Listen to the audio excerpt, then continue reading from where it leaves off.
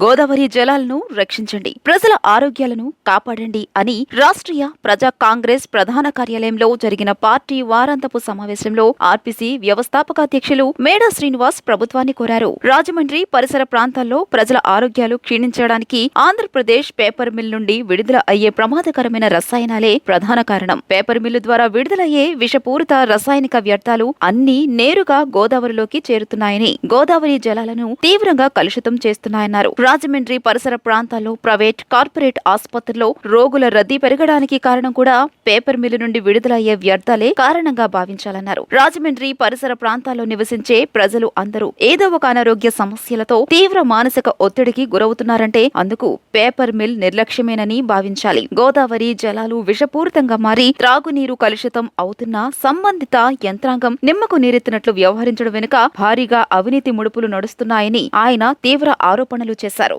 సమావేశానికి ఇచ్చేసినటువంటి party seculars అందరికీ నా ప్రత్యేక ధన్యవాదాలు. ఈరోజు రాజమండ్రి పరిసర ప్రాంతాలన్నీ కూడా ఏదో ఒక అనారోగ్య సమస్యతో బాధపడుతున్నారు. ప్రతి ఇంటిలోని కూడా ఖచ్చితంగా మందు గోళీలు వేసుకోకుండా ఉండేటటువంటి పరిస్థితి లేదు. దీనికి వయసుతో పని లేదు. దానికి ప్రధాన కారణం రాజమండ్రిలో ఉన్నటువంటి పేపర్ మిల్ వారి విడుదల చేస్తున్నటువంటి వ్యర్థాలు. అవి అతి భయంకరమైనటువంటి ప్రమాదకరమైనటువంటి వ్యర్థాలు నేరుగా గోదావరిలో కలిసిపోతున్నాయి. అవి ప్యూరిఫికేషన్ కూడా సాధ్యం కాదు. ఇవన్నీ కూడా దశాబ్దాలుగా ప్రభుత్వాలు ఇది గోదావరిలో కలవకుండా చర్యలు తీసుకుంటాం, ఇన్ప్లాంట్ ఎక్కడో పెడతాం, అలాగే డంపింగ్ యార్డ్లు పెడతాం, అలాగే ఎప్పిలెంట్ పంప్ హౌస్ నుంచి పూర్తిగా ఫిల్టరేషన్ చేసి అప్పుడు పంపిస్తున్నాం, మడుల్లోకి పంపిస్తున్నాం. ఇలాంటి స్టోరీస్ అన్ని ప్రజలకు చెప్పి ప్రభుత్వాధికారులతో అబద్ధాలు చెప్పించి ఇదంతా కూడా రాజమండ్రి ప్రజల నెత్తి మీద పెడుతున్నారు. వాళ్ళ ఆరోగ్యాల మీద ఈ ప్రభావం చూపిస్తుంది. ఈ అధికారులంతా కూడా పేపర్ మిల్ యాజమాన్యం, ఈ చుట్టుపక్కల ఉన్న యాజమాన్యాలు ఇచ్చేటటువంటి అవినీతి కాసులకి కక్కుర్తిపడి ప్రజల ఆరోగ్యాలన్నీ కూడా చెడిపోతున్నాయి.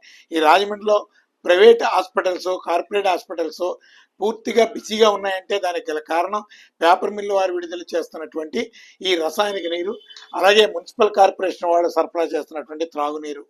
ఈ రెండింటి మూలంగా ప్రజల ఆరోగ్యాలు క్షీణించిపోతున్నాయి. ఎందుకంటే వాళ్ళకి వాటర్ సప్లై చేసేటప్పుడు ఆలమని ఒక ప్రమాదకరమైనటువంటి మోతాదుకి మించి కలిపేస్తారు వాళ్ళు. అలాగే పేపర్ మిల్లు వాళ్ళు చాలా ఘోరమైనటువంటి కెమికల్స్ని గోదావరిలో కలుపుతున్నారు. ఇవి చోద్యం చూస్తూ ఈ పొల్యూషన్ బోర్డు వాళ్ళు ఎందుకున్నారో తెలియదు. వాళ్ళ ఉద్యోగం ప్రభుత్వ ఉద్యోగులు అని చెప్పుకుంటారు, సొమ్ములు మాత్రం ప్రభుత్వ జీతాలు తీసుకుంటారు. అలాగే పేపర్ మిల్ వారి దగ్గర నుంచి ఇతర ఇండస్ట్రీస్ దగ్గర నుంచి కూడా వాళ్ళు ప్రతి నెల కూడా ముడుపులు దండుకుంటుంటారు. ప్రజల ఆరోగ్యాలు అలా పోయినా పర్వాలేదు.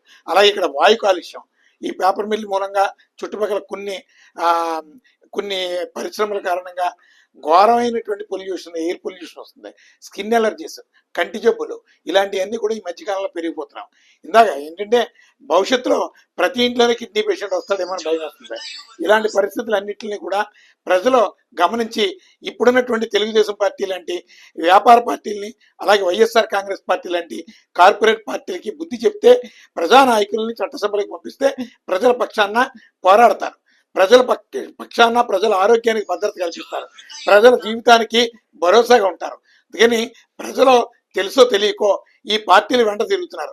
మా జీవితాలను మీరే నాశనం చేయండి అని చెప్పి మరి వాళ్ళకి ఓటు వేసి చట్టసభలకు పంపిస్తున్నాం. అందుకని ప్రజల్లో ఒక మార్పు, తిరుగుబాటు రావాల్సిన అవసరం ఉంది. అందుకు రాష్ట్రీయ ప్రజా కాంగ్రెస్ పార్టీ నడుం బిగించింది.